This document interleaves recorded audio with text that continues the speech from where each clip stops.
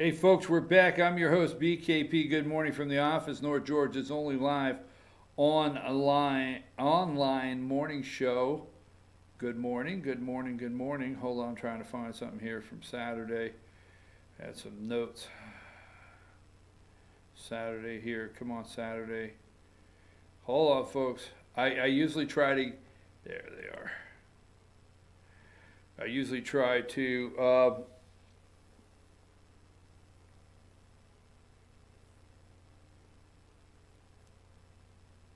I usually try to go through some of my notes and stuff during the break, but I had to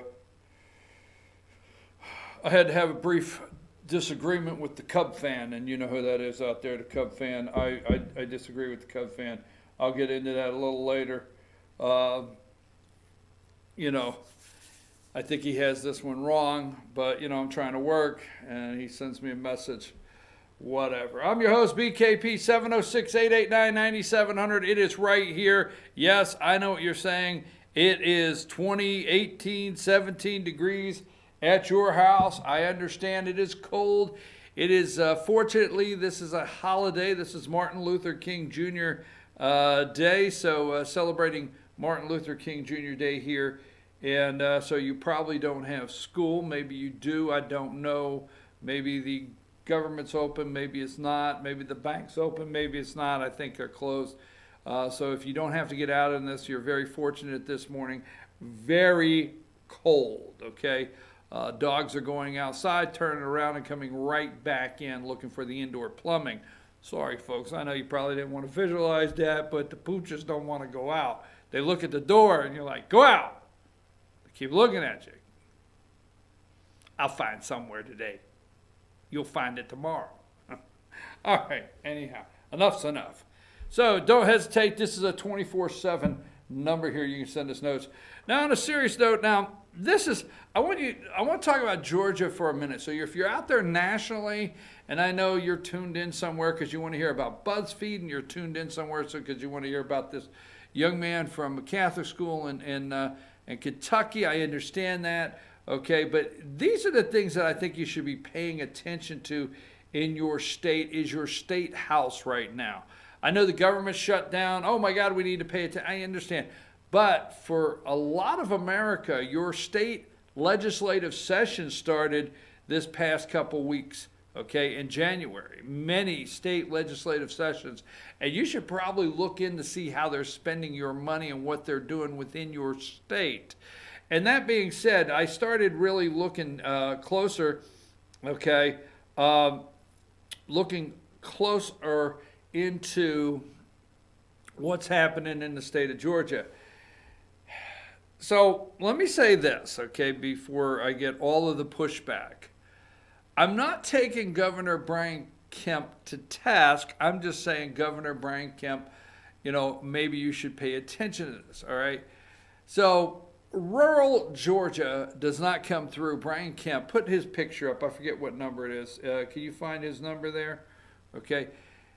Rural Georgia does not come through. This guy's not governor. And there's no time like the president. All right, people say, are you going to do this week too? No time like right now while they're in session. Okay. So you don't go vote. He's not governor. That's our audience and all of the rural Georgia audience, okay? Now, as a Republican, Georgia Republicans, all right, these candidates run as fiscal conservatives, okay? Fiscal conservatives. They're either going to cap spending, roll spending back, they're going to cut your taxes, they're going to cut this, they're going to cut that. They're fiscal conservatives as they're running through the primary. Now, this time in the general election, these constitutional officers couldn't back away from being fiscal conservatives because they had the balance. They needed rural Georgia to come out. So Georgia Republicans, they campaign as fiscal conservatives. They campaign right-wing as right-wing candidates. They campaign as religious candidates, okay? They campaign as pro-life candidates. They campaign as pro-Second Amendment. All right. They run right-wing, Second Amendment, Christian, fiscal conservative. So what do you really get? What do you get for your vote? Okay? Nothing? What is, now that's what I'm going to ask. I'm asking directly, okay? Governor Brian Kemp, what is rural Georgia if I'm right-wing, if I'm a fiscal conservative, if I'm religious, okay? Second Amendment, what am I getting for my vote that you had to have to win? Nothing? Okay? What happened? Remember, it seems like it was just back in July that all of these candidates were running and they would answer because I have many interviews, okay? What happened to the bill that came out of the Senate? It seems like it was just last session about faith-based adoptions. Now, before you yell at me and say you believe in faith-based adoptions, you don't, you think it's discriminating, before you do it, I'm just saying, I'm talking to the rural Georgia Republican voter that your religious views and your religious beliefs were very important in your vote. So what happened to faith-based adoption? I went through the pre-files. There's no faith-based adoption. RFRA. Now, I know a lot of people take to task on the Religious Freedom Restoration Act. Now, I'm not so much myself personally, my opinion, that this governor has to sign RFRA right now. I don't know, okay? But we did, remember, Governor Nathan Deal vetoed RFRA. Remember the Speaker of the House, David Ralston, got it out. It got passed by the Senate and the House, and Nathan Deal vetoed it. So you have faith-based adoption, okay, gone. RFRA, not there. Now, constitutional carry, being able to carry your gun without a permit, according to the Constitution, freely, all right? I don't want to get into the time of debating yes or no on that, but there was a lot of pressure put on this candidate during the campaign.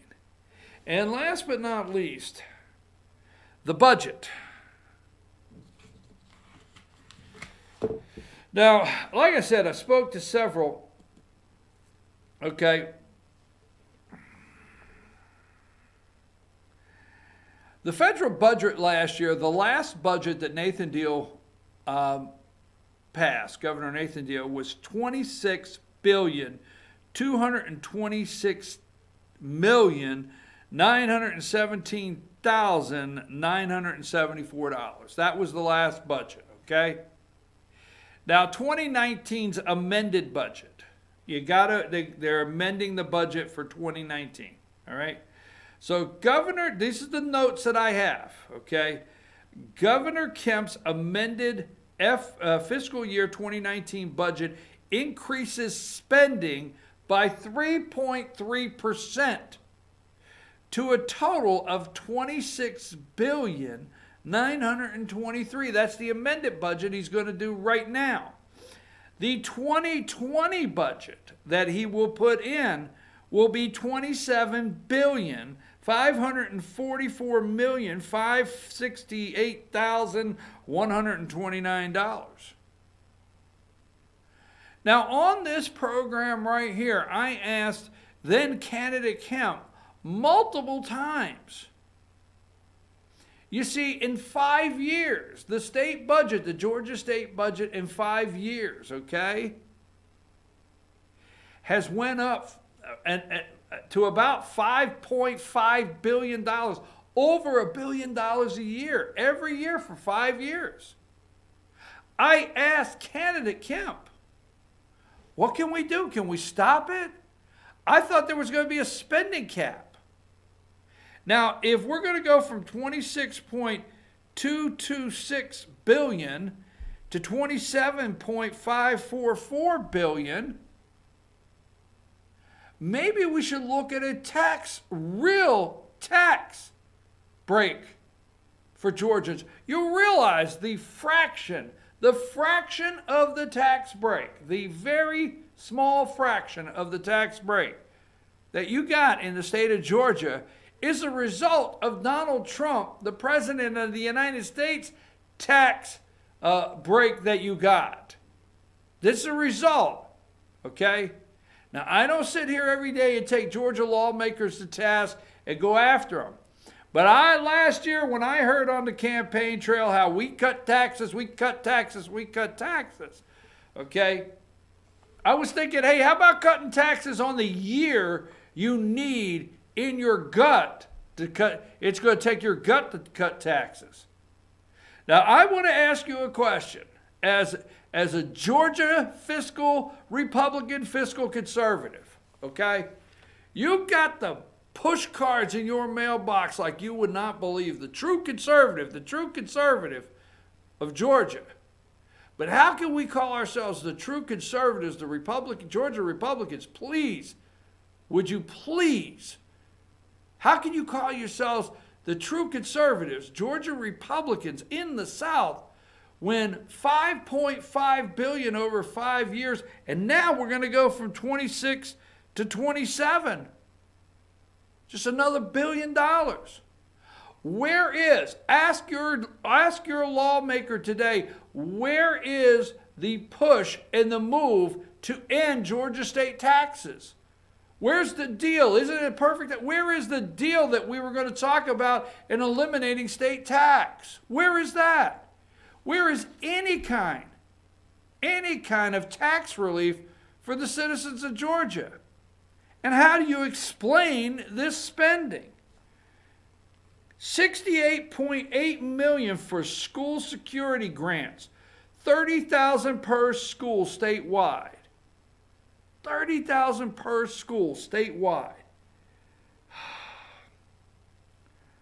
$104.9 million, 33.7 million state funds for growth in Medicaid, for growth, okay? Medicaid, all right? 18.7 million in disproportionate share hospitals for private deemed, non-deemed hospitals for indigent care. Indigent care, okay? Now, I don't want to keep going on with this, but I'm going to tell you, here is 2020 general budget raises and new voting machines, all right? The FY 2020 general budget increases spending 2.3%, another 2.3% in increased spending. Where is the cap?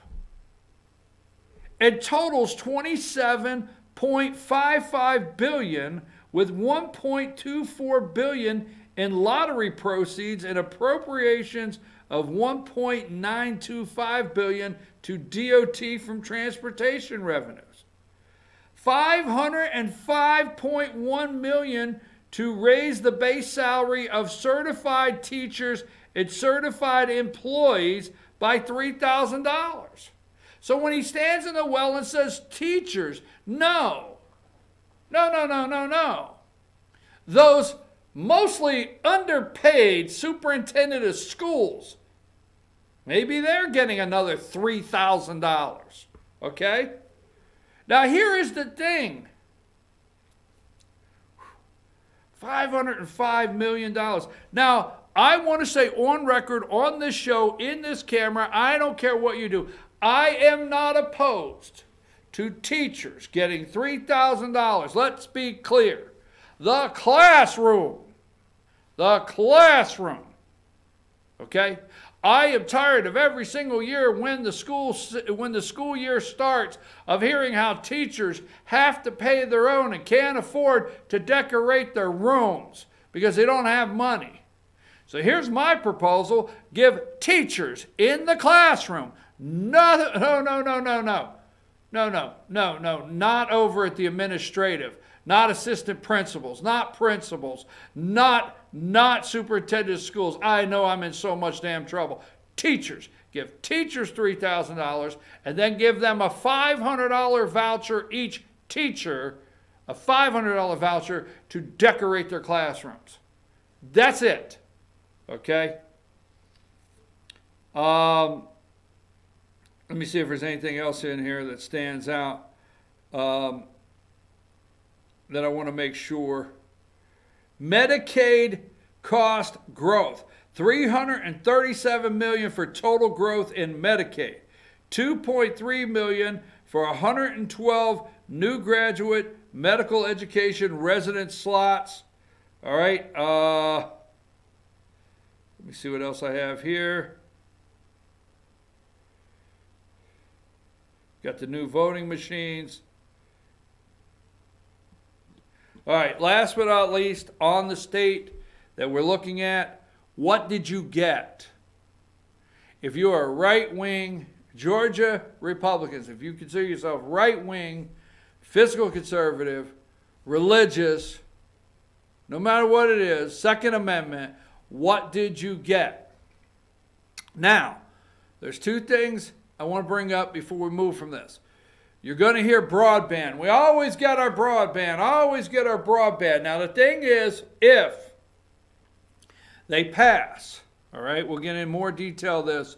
If they pass that your EMC can offer broadband, that bill is in, and we'll get more detail on that. If they pass that the EMC can get into the broadband business, then you need to push your board at your EMC to get in it, because some of them are reluctant trying to protect friends in the internet industry. For example, Emma McCullough had a chance to get in when Blue Ridge EMC and up in Rayburn County and some others got in on a $30 million deal. They passed, okay? So remember, if they pass the law in the state of Georgia that allows EMCs to get in the internet business, then you need to push your EMC to get in it. And that's some pressure we'll have to put on. Last but not least, and I'll go to break, is certificate of need. Okay, folks, let me just explain something. Are you concerned about your rural hospitals? Okay, are you? Now, this is a tough subject because there's the argument out there of with certain parameters of a certificate of need, let me say this. There's some things that's going on with that involve Jeff Duncan. Put number 7 up. This is Lieutenant Governor Jeff Duncan, okay? Now, Lieutenant Governor, you do your research at home, okay? But I'm going to give you a name I need you to go look up. All right? I need you to look up, okay,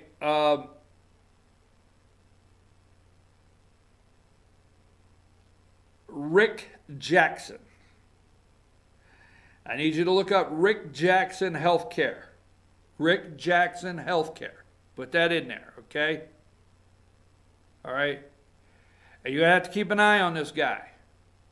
Because I'm going to tell you right now, if they have their way, they're going to end their certificate of need as it is written. And we're going to pop up. Now, you may be cheering all the way, but we're going to pop up these surgery centers, okay? Now, right now, the majority of your surgery, okay, there's only specific ones, but the majority of your surgery is done in hospitals, okay? That's where the money is, all right? Hospitals are not doing they're not doing well at all in beds, all right? They're not. Now, let me say this like you just may not, you might say, really, you made a reference to this? It's like casinos. All right? Casinos, You know, Caesars out there, you may not like the example, but it's true, okay? This is the best I can put it. Caesars in Vegas, when you fly out there, they want your cash in that casino. They're not making money off the rooms. The rooms is not where they're making the money.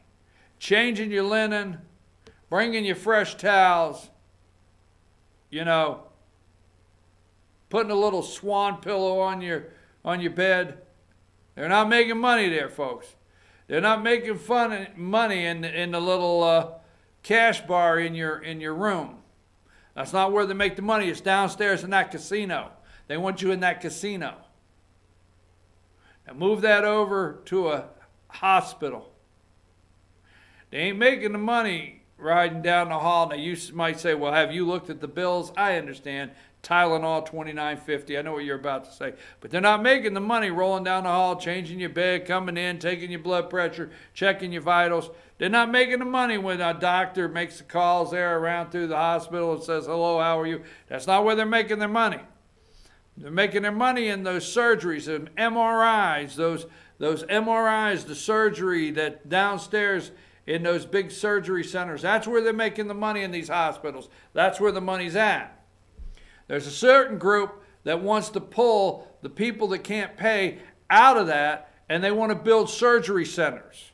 Oh, yeah. They want to build surgery centers, period. Okay? And they want to pull it out. And if they could change the certificate of need, you need to pay attention. Then only the haves, I'm getting in so much trouble here, all right? Only the haves on insurance, the good insurance, they can reject, will get that care. You may be cheering. Hey, look, I'm glad to get those people out of the way. I don't know. But those are the only ones. They will be able to turn you down. Hospitals cannot. The struggle you have now is these hospitals cannot turn people down. Okay? But these surgery centers will be able to. If you do not have the right insurance that they want, they could say no, go to the hospital. So there is a plan to push people that can't afford to go to these surgery centers over to the hospitals. And it doesn't matter if they die. And then the ones that can afford and have the insurance can go to these surgery centers because they could turn down service. I'm telling you, you just need to pay attention to what's happening. You need to watch that guy right there. You need to think about if he made, that's Lieutenant Governor Jeff Duncan. You need to think about if he made a deal, all right? And your research needs to be with Rick Jackson, and you put healthcare. Put healthcare, Rick Jackson in there, and pay attention, folks. I'm just saying. Just saying. All right, I'm your host, BKP. Good morning from the office, North Georgia's only live online morning show. Hey, you know what they say at the state capitol? Spend it if you got it. Take us a break.